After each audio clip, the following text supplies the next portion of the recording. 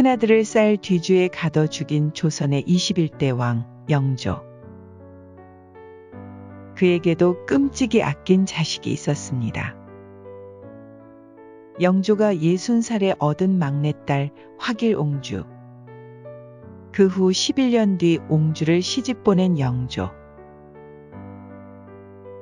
영조는 그런 막내딸을 위해 선물을 준비합니다. 그것은 딸의 행복한 신혼생활을 위해 아버지 영조가 지어준 신혼집. 아버지 영조가 지어준 그 따뜻한 사랑의 집을 방문해 봅니다. 제가 남양주에 오래 살았거든요. 그런데 이렇게 좋은 문화재가 있다는 것을 처음 알았어요. 오늘 이렇게 궁집을 방문하게 돼서 정말로 기대되고 궁금한 점이 많습니다. 아, 궁집이 이렇게 생겼군요. 정말 작고 아담하게 생겼는데 제가 문화재 보는 눈이 없어서 이걸 어디서부터 어떻게 살펴야 될지 모르겠네요. 네, 저도 진짜 까막눈이라 이런 저희를 위해서 또 시청자분들을 위해서 궁집에 대한 설명을 도와주실 학예사분을 모셨습니다. 네, 안녕하세요. 최슬기라고 합니다. 와, 궁집 정말 기대되는데요? 네, 한번 들어보실까요? 네.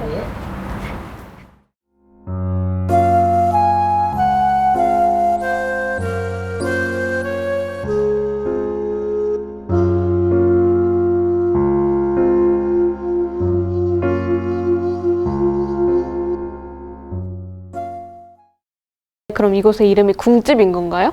네, 맞아요. 이곳의 이름은 궁집이고요. 남양주에 있기 때문에 남양주 궁집이라고 불립니다.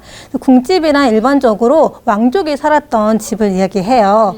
이 조선시대 같은 경우에는 세자가 아닌 다른 뭐 군이라든가 대군, 옹주, 공주 같은 이런 왕족들은 궁 밖에서 나가서 살았어야 했었어요. 그렇기 때문에 그들이 살았던 집들을 우리는 궁집이라는 이름을 붙여서 부르고 있는 거죠. 네.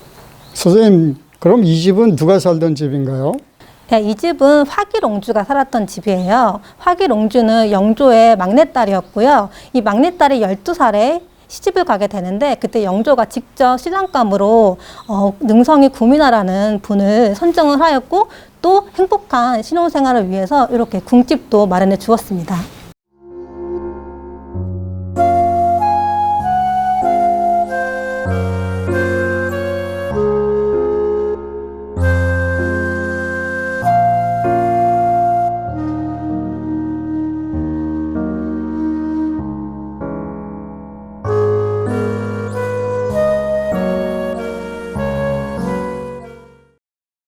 그럼 막내딸을 상당히 예뻐했을 것 같은데요. 네, 실제로 영조가 막내딸을 굉장히 이뻐했다고 해요. 무려 60세에 낳았던 딸이기 때문에 네, 그래서 그 애정이 정말 각별했다고 합니다. 이청수님, 지금 여기 이 집을 한번 살펴보시면은 어떤 모양인 것 같으세요? 우리가 한국민속촌 같은 데 이렇게 가보면은 그 양반들이 살던 집이 있잖아요. 그 전면에는 이렇게 크게 대청마루가 있고 양쪽에 방이 있고 이렇게 되어 있는데 여기는 정말 아담하게 미음자로 이렇게 되어 있네요. 대문도 많이 작고. 네, 잘 말씀해 주셨어요. 지금 선생님 말씀하신 대로 이곳은 지금 미음자 형태를 하고 있는데요. 여기는 화길옹주가 거주했던 안채예요. 안채이기 때문에 아까 말씀하신 대로 저 대문도 좀 작게 만들어지고 안쪽이 바로 보이지 않도록 지금 구조가 되어 있는 형태고요. 이 미음자 형태 같은 경우에는 주로 북부 산간지방에서 많이 보이는 형태예요. 그래서 북부 산간지방은 아무래도 바람도 많이 불고 춥겠죠. 이렇게 사방이 막히게끔 만들어서 이제 추위와 또 바람을 막아주고 보온을 올려주는 효과를 낼 수 있는 이런 형태로 만들어진 겁니다. 이 나무를 보니까 굉장히 오래된 것 같은데 그 당시의 나무인가요? 네, 맞습니다. 그 당시에 영조는 이 집을 짓기 위해서 궁궐에 있던 목수와 그리고 또 그 자재들까지 내려 보내가지고 이 집을 만들었다고 해요. 그래서 이게 세월이 지나면서 아마 부분적으로 보수는 했겠지만 지금 보시는 요 기둥이라든가 뭐 주춧돌, 뭐 마루, 뭐 지붕, 이 밑에 계단까지 다 그 당시의 자재라고 보시면 됩니다. 그럼 역사적 가치가 굉장히 높겠네요. 그렇죠. 이 궁집 같은 경우에는 사실 이 궁집이 언제 만들어졌고 또 누가 만들었고 어떤 연유로 만들었고 또 누가 살았는지에 대해서 사실적인 부분들이 굉장히 정확해요. 그렇기 때문에 문화적 가치가 높다고 할 수가 있습니다. 그렇게 가치가 높다면 국보나 보물로 지정되었어야 하는 거 아닌가요? 왜 국가민속문화재로 지정되었나요? 사실 국가민속문화재 같은 경우에는 우리 생활과 접해 있는 것들의 가치를 더 높게 본 케이스라고 보시면 돼요. 그래서 이 궁집 같은 경우는 규율이라든가 추위를 막아줄 수 있는 이러한 구조, 이런 점들이 높게 평가가 돼서 국가민속문화재로 지정이 된 겁니다. 네, 이제 우리 방 안으로 한번 들어가 볼까요? 네.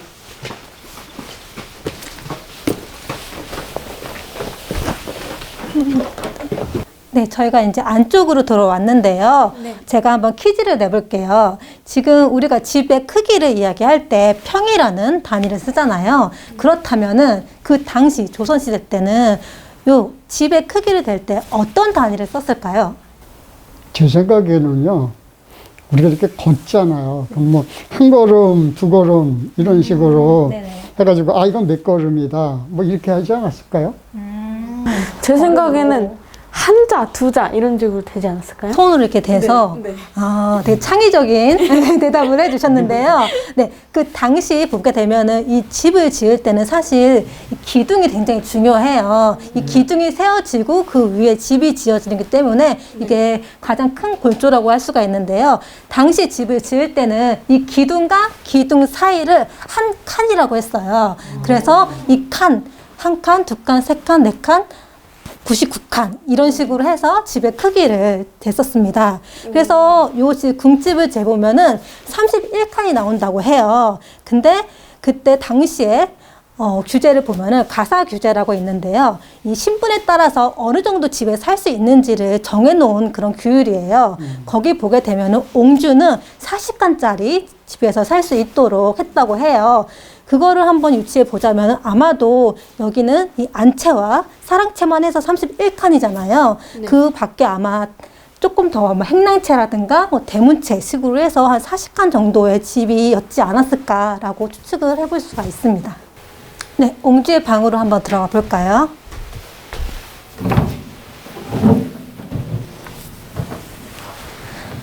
네, 이곳이 그 당시 옹주가 기거했던 안방이고요. 지금 규모가 그렇게 크지 않은 거를 아실 수가 있을 거예요. 그래서 아마 이렇게 작은 요 정도의 방에서 옹주가 생활을 했었고, 또 이제 이쪽으로 한번 보시게 되시면은 옹주가 이렇게 창문을 열고 보게 되면은 이렇게 집이 구조가 다 한눈에 보이죠. 네, 그리고 지금 보시게 되면은 굉장히 여기가 높다는 걸 아실 수가 있을 거예요. 이거는 그만큼 옹주가 신분이 높기 때문에 아랫사람을 위해서 내려다 보아야 하기 때문에 이렇게 만들어진 구조가 된 거고요. 그리고 양쪽에 요 날개체 부분에도 방들이 있어요. 그래서 여기도 이제 왔다 갔다 하면서 제 생활을 했다는 거를 알 수가 있는 거죠.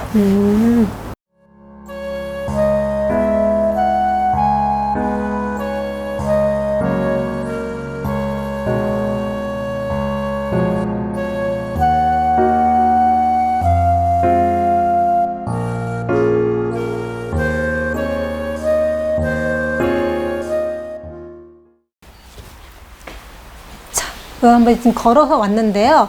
여기는 어디일까요? 어디죠? 아까 마당에서는 못 보던 공간인데요. 혹시 사랑채? 아까 선생님께서 안채에 사랑채가 붙어 있다고. 네, 맞아요. 완전 똑똑한 학생인데요. 네. 제가 아까 얘기를 했었죠. 안채하고 사랑채가 연결이 되어 있다고요. 아까 저희가 봤던 그 방에서 마루를 건너서 이렇게 사랑채로 이어져서 건너올 수가 있는 구조로 되어 있는 거죠. 네, 여기 사랑채를 보시면은 지금 저희가 서 있는 요 방 앞에 툇마루가 있어서 그 다음에 옆으로 가면은 여기 지금 마루가 방들이 연결되어 있는 마루가 있고요. 그리고 조금 더 가게 되면은 요 앞에 살짝 특이한 구조의 공간이 있어요. 그래서 요거는 사실 밖에 나가야지 더 잘 볼 수가 있는데요. 지금 저희가 서 있는 요 공간보다 살짝 높게 설계가 되어 있죠. 그래서 이게 왜 그런지 밖에 나가서 한번 보도록 하죠. 네, 밖에서 보면은 이런 모습이에요. 그래서 살짝 높은 지금 구조로 되어 있는데요. 이런 구조를 누라고 해요. 네, 누라고 해가지고요. 사방이 뚫려 있고요. 그리고 한층 높은 마루를 설치를 해가지고요. 저 위에서 경치를 볼 수 있게끔 하는 이런 구조예요. 근데 이런 구조가 조선 후기 때부터는 이런 사랑채, 이런 살림집에 붙어서 만들어지게 됩니다. 그래서 그때부터 이제 양반들이 요 위에 올라가서 풍류를 즐기는 네, 이런 장소가 된 거죠. 네. 이제 보니 궁집은 규모가 참 아담한데 이곳저곳에 볼 게 참 많네요. 이제 집은 얼추 다 본 것 같은데 화기룡주는 이 집에서 평생을 살았나요?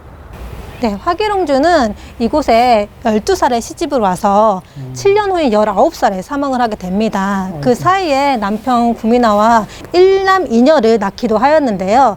이 부인이 너무 빠르게 요절을 했기 때문에 이 신랑이 부인이 너무 그리워서 지금 저희가 있는 이 사랑채에서 보이는 요 앞 언덕에다가 화기룡주의 묘를 세웠다고 해요. 저랑 같은 나이에 빨리 돌아가셨네요. 그쵸. 좀 조금 이르죠. 네. 영조보다 딸이 먼저 죽었으니 얼마나 상심이 컸겠어요. 네, 특히 영조는 너무나 상심한 나머지 매일매일 하는 조회도 거르고 정사를 정지할 정도였다고 해요. 그러니까 신하들이 되게 안절부절을 못했었죠. 엄청나네요. 그러니까 화기룡주가 사망했을 그 당시가 영조가 79세였어요. 그러니까 팔순을 바라보고 있는 시점이었던 거죠. 축하연을 베풀고 해야 되는데 이런 것도 이제 거부를 하고 안 하겠다고 하고 너무 상심을 해 있으니까 영조의 그 세손이었던 정조가 연로하신 할아버지가 어떻게 될까봐 너무 걱정이 된 나머지 상소를 올린 거죠. 정조뿐만 아니라 여러 신하들이 상소하고 간청하고 이렇게 해가지고 겨우겨우 그 행사가 이루어졌다고 해요. 근데 이런 일례를 보자면은 영조가 정말 상심이 컸다는 거를 저희는 알 수가 있는 거죠. 어떻게 오늘 잘 보셨어요? 네, 오늘 선생님 덕분에 설명도 잘 들으면서 궁집에 대해 더 많은 걸 알게 된 것 같아요. 네. 저도 남양주에 살았지만은 이런 문화재가 있다는 것을 처음 알았거든요. 앞으로 이제 이런 문화재 잘 우리가 가꾸고 잘 보존해서 우리 또 후세에도 많은 영향을 좀 끼쳤으면 좋을 것 같습니다. 네, 맞아요. 사실 지금까지 궁집이 비공개 지역이었기 때문에 많은 분들이 잘 모르고 계시는 경우가 많았어요. 근데 정말 조금만 기다려 주시면은 저희가 정말 이쁘게 가꿔가지고 네, 선보이도록 하겠습니다. 네, 감사합니다. 네, 너무 기대됩니다. 네. 수고 많으셨습니다. 감사합니다. 네. 네.